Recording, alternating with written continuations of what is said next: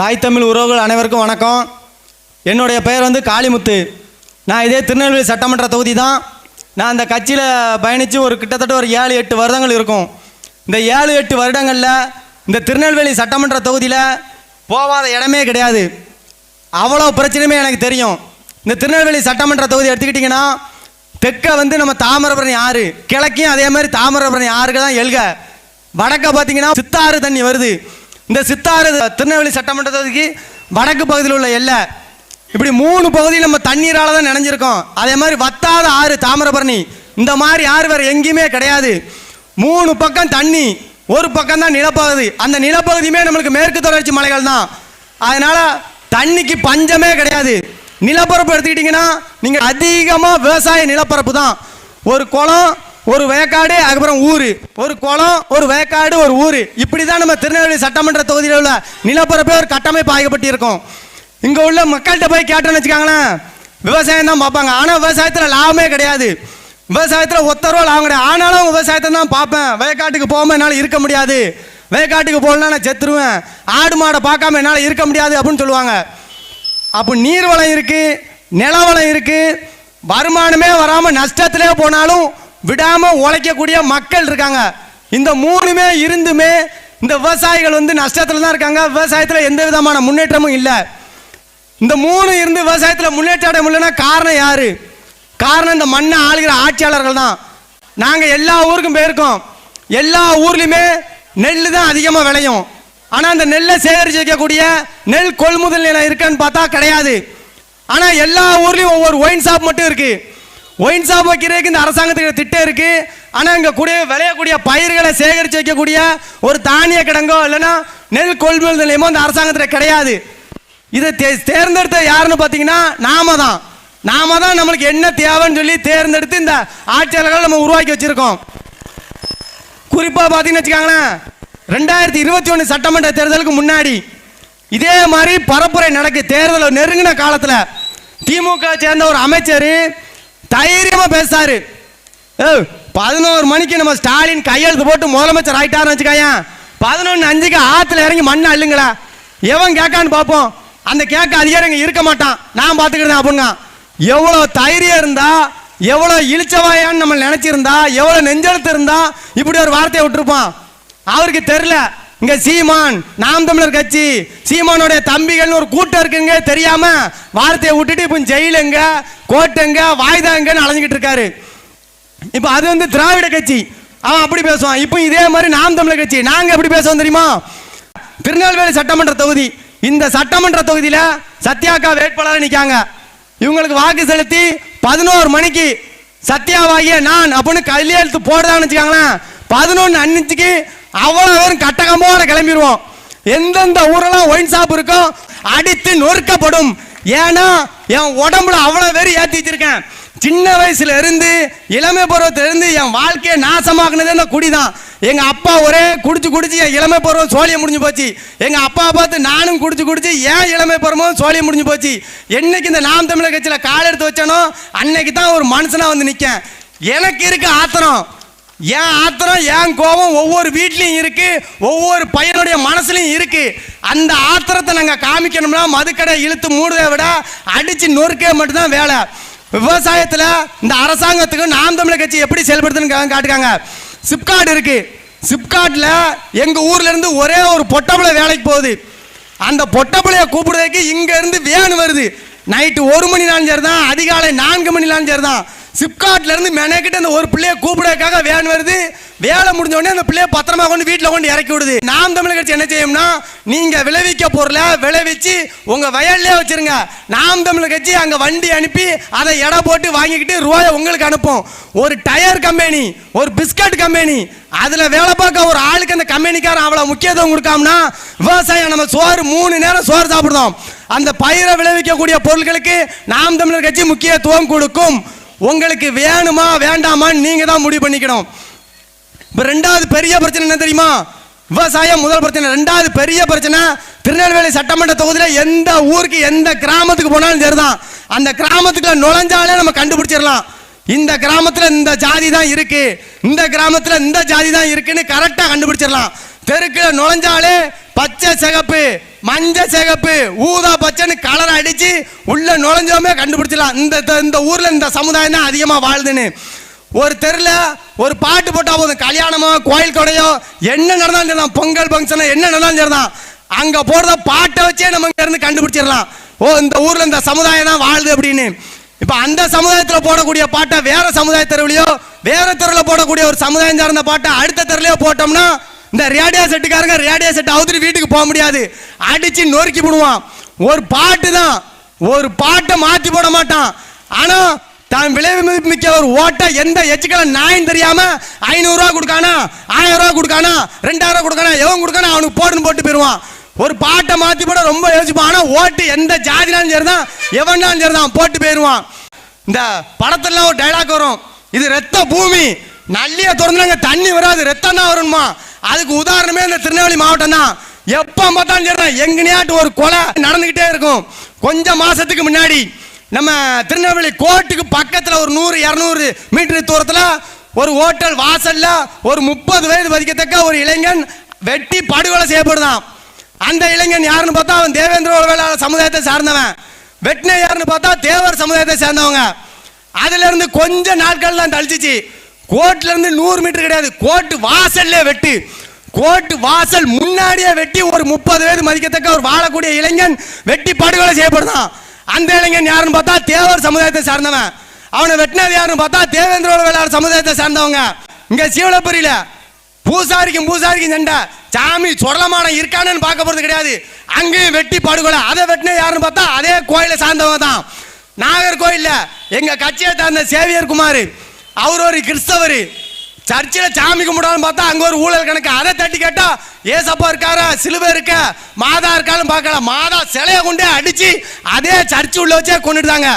அது கொன்னது யாருன்னு பார்த்தா அது ஒரு கிறிஸ்தவர். இப்ப நடந்த ரம்ஜான் மாதத்தை ஒட்டி பார்த்தீங்கன்னா திருநெல்வேலி டவுனு 24 மணி நேரம் பிஸியாவே இருக்கும்.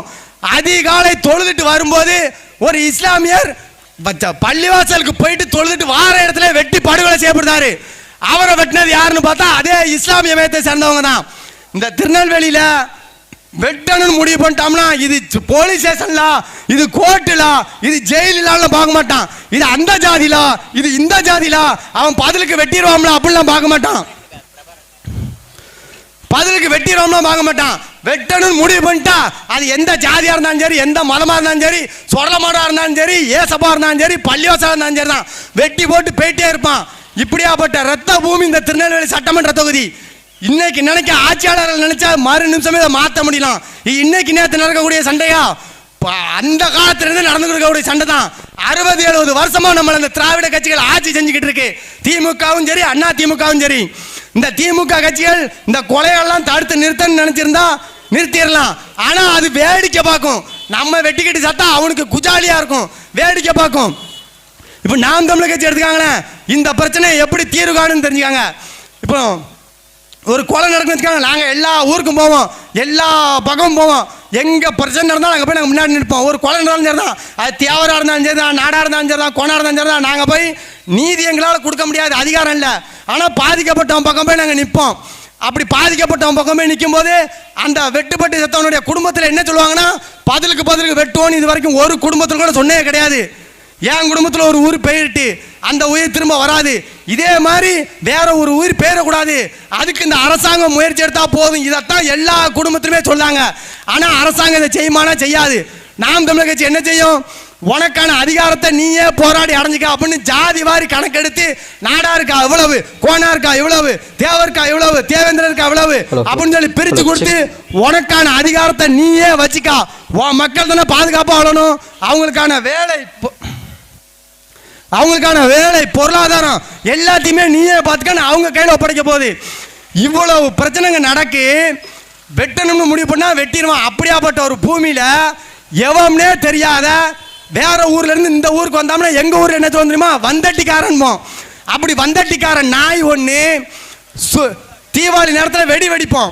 வெடி பற்ற வச்சு வெடி வெடிக்கன்னு வச்சுக்காங்களேன், அந்த வெடியை சூத்து வெடிப்போம். அப்படியாப்பட்ட ஒரு சூத்து வெடி பப்ளிக்கா மேடை போட்டு மேடையில் நின்றுக்கிட்டு எவ்வளவு எகத்தாளமா பேசான் தெரியுமா. ஓ தமிழர் ஏன் நீங்க மறைமுகமா பேசுங்க, தெலுங்குகாரன் எங்களை நேரடியா பேசுங்க, எங்கிட்ட நேரடியா மோதுங்க. நாங்க நினைச்சோம்னா நாம் தமிழர் கட்சி இருக்க இடம் தெரியாம அடியோட அழிச்சிருவோம். அப்படியே வாழை உருவணும்னா எப்படி இருக்குன்னு தெரியுமா அப்படின்ட்டு பேசான். மறுபடியும் ஒரு விஜயநகர பேரரசு ஆட்சியை நீங்க பார்க்கணுமா அப்படிங்க. அவனுக்கு எவ்வளவு நெஞ்செழுத்து இருந்தா பப்ளிக்கா ஒரு மேடையில் இப்படி பேசான். தம்பி தெலுங்கு உன்னைய தான் சொல்றேன், மறைமுகமெல்லாம் பேசல, திராவிடம் அவன் இவன்லாம் பேசல, நீ நேருக்கு நேர் பேசல, நாங்களும் நேருக்கு நேரே பேசுறோம். முதல்ல எங்க அண்ணன் சீமானை விட்டு தள்ளி, தமிழ் தேசம் விட்டு தள்ளி, நான் இருக்கோம்னா ஒத்தைக்கு ஒத்த. அந்த வீடியோ பார்த்தேருந்து எனக்கு நாடி நரம்புல சூடேறி போய் கிடக்கேன். எங்க ஊர் பழையப்பேட்டை, திருநெல்வேலி டவுன்ல இருந்து பக்கத்துல போனா பழையப்பேட்டை, அது பக்கத்துல சரதாபுரம் தெரு தான். சரதாபுரம் தெருக்கு நீ வா, சூத்துவெடி உனியை தான் சொல்றேன், டம்மி பீசி வா. சரதாபுரத்தை தெருவில் வந்து என் பேர் காளிமுத்து, எங்க அப்பா பேர் வேலு, எங்க தாத்தா பேர் கொடிமுத்து. அந்த காலத்திலாம் கேமரா கிடையாது. அப்போ என்னன்னா விவசாயம் பார்த்த பொருளை களத்து மேட்டில் வச்சிருக்கும் போது அங்கே காவலுக்கு ஆள் போடுவாங்க. அதில் எங்கள் தாத்தாவும் ஒரு ஆள் காவகாரு. எட்டுப்பட்டி ராசா படத்தில் ஒரு வேல்கம்பு வச்சிருப்பான் தெரியுமா, அந்த வேல்கம்பு இன்னைக்கு வரைக்கும் என் வீட்டில் இருக்கு. நான் யார் தெரியுமா, நான் பெரிய ஆள்லாம் கிடையாது, அருவா எடுத்து வெட்டின ஆள்லாம் கிடையாது. ஆனால் தெரிஞ்சோ தெரியாமலோ காலேஜில் பிஎஸ்சி மேக்ஸ் வர படித்து என்சிசியில் சி சர்டிஃபிகேட் வாங்கி வச்சிருக்கேன். அங்கே படிக்கும்போது அது எனக்கு பயன்படுச்சோ பயன்படலையோ தெரியாது. .22 ரைஃபிளில் 5 புல்லட் கொடுப்பான் ஒரு ரவுண்டுக்கு. 5 புல்லட்டையும் நான் டார்கெட்டில் அடிச்சிருக்கேன். ஒரு புல்லட் கூட வெளியே விட்டே கிடையாது. எஸ்எல்ஆர் தெரியுமா, எஸ்ஐஆர் கிடையாது, பரதேசி தற்கூரி முண்டமை. எஸ்ஐஆர் கிடையாது, SLR செல்ஃப் லோடிங் ரைஃபிள். அந்த செல்ஃப் லோடிங் ரைஃபிள ஒவ்வொரு வாட்டியும் புல்லட்டை லோட் பண்ணணும் அவசியம் கிடையாது. மேகசின் பாக்ஸில் 18 புல்லட் பிடிக்கும். 18 புல்லட்டை லோட் பண்ணோம்னா 18 பேரை போட்டு தள்ளலாம். அந்த SLR ரைஃபிள பாட்டா பிரிச்சு ஸ்க்ரூ முத கொண்டு தனித்தனியா பிரிச்சு அடுக்கி அதை இருந்த மாதிரியே மாட்டி மறுபடி ஃபயரிங் கண்டிஷனுக்கு கொண்டு வந்தவனா என்னால அதை செய்ய முடியும். அதையும் விட்டு தள்ளு. என் மவனுங்க, என் மவன் 1 வயசு ஆகுது. அவன் பேரு வேலு பிரபாகரன் வச்சிருக்கேன், தெரிஞ்சு வச்சுக்கா. அவனுக்கு நான் விளக்கம் கொடுக்கணும்னு அவசியம் கிடையாது. எங்க அப்பா பேர் வேலு, என் தலையம்பர் பிரபாகரன் சேர்த்து வேலு பிரபாகரன் வச்சிருக்கேன். நேற்றே அவனை களத்தில் இறக்கியாச்சு தைப்பூசத்துக்கு. இன்னைக்கு 2ஆம் நாள் பரப்புரைக்கு வந்துட்டான். சட்டமன்ற தேர்தல் முடிந்த வரைக்கும் அவன் இந்த எனத்துக்காண்டி தான் படைச்சு வச்சிருக்கான், எனத்துக்காண்டி தான் உழைப்பான். ஓனிய கழுத்தை அறுத்து முடிக்காம விடவே மாட்டோம். மோதிய பக்கம் தெலுங்குன்னு எவ்வளவு திமிருந்தா பேச. இதே ஒரு தேவர் சமுதாயத்தையோ ஒரு தேவேந்திர சமுதாயத்தையோ ஒரு நாடார் சமுதாயத்தையோ குறிப்பிட்டு நீ பேசிட்டு வாழை பத்தியா வாழை அப்படின்னு உருவி காட்டிட்டு நீ நைட்டு போய் தூங்கிட்டு பார்ப்போம். உனக்கு நெஞ்செழுத்தம் ஒரு நாள் இருக்கு. எங்க அண்ணன் ஆட்சியில் அமர்வாரு, அன்னைக்கு உன் வாள் இருக்கலாம், சேவிங் பண்ணி போட்ட பழைய பிளேடு கொண்டு தூக்கி பெட்டியில் அடிக்க வச்சுட்டு உன் ஊரை பார்த்து போவ. நீ பேசுறாசா, நீ பேசினாதான் எங்களுக்கு வெறி ஏறும். போன 2024 நாடாளுமன்ற தேர்தல் இதே மாதிரி ஒரு மேடை வேற ஊர்ல போட்டாங்க. இதே மாதிரி ஒரு வேட்பாளர் அறிமுகம் தான். அந்த கூட்டத்திலையும் எங்க அக்கா சத்யா தான் வேட்பாளர் உட்கார்ந்துருக்காங்க. அந்த கூட்டத்திலையும் நான் தான் முதல்ல பேசினேன்.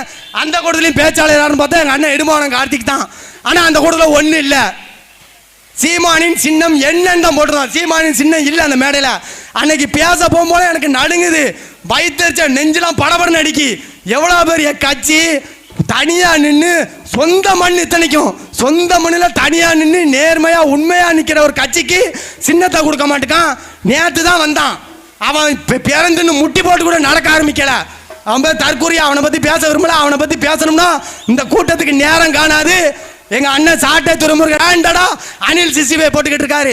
நான் என் ரேஞ்சுக்கு இந்த சிக்கன் கடை மாதிரி ஒரு அனில் 65 போட்டுருவேன். ஆனா நேரம் காணது கீழே இருந்து சொல்லிட்டே இருக்காங்க. அடுத்தடுத்து வரக்கூடிய கூட்டங்கள்ல அனில் 65 கிடைக்கும். 26 சட்டமன்ற தேர்தலில் திருநெல்வேலி மண்ணில் வாழக்கூடிய மக்கள் ஓட்டு போட்டு சட்டமன்ற உறுப்பினர் ஆக்கினா திருநெல்வேலி சட்டமன்ற தொகுதிக்கு உட்பட்ட எல்லைக்குல ஒரு ஒயின் ஷாப் இருக்காது. அதுக்கு நான் உறுதி கொடுக்கிறேன். இல்ல மறுபடியும் ஓட்ட போட்டுட்டு உங்க புருஷன் ஒயின் ஷாப் வாசல்ல குடிச்சிட்டு படுத்து கிடப்பான். உங்க பிள்ளை வயிற்றுல அடிச்சுட்டு கண்ணீரோட ஒரு நோட்டு பேனா பேப்பர் கூட வாங்க வக்கு இல்லாம அழுதுகிட்டு ஸ்கூலுக்கு போவோம். அந்த நிலைமையில இருக்கணும்னு ஆசைப்பட்டீங்கன்னா அந்த நிலைமையில இருந்துக்காங்க. உங்க இஷ்டம் தான். உங்க கையில அதிகாரம் இருக்கு. இந்த ஒரு வாட்டி மட்டும் தான் உங்களால தேர்ந்தெடுக்க முடியும். அடுத்த 5 வருஷம் நீங்க அடிமை தான். இதை முடிவு பண்ணிக்காங்க. நன்றி, வணக்கம். நாம் தமிழர்.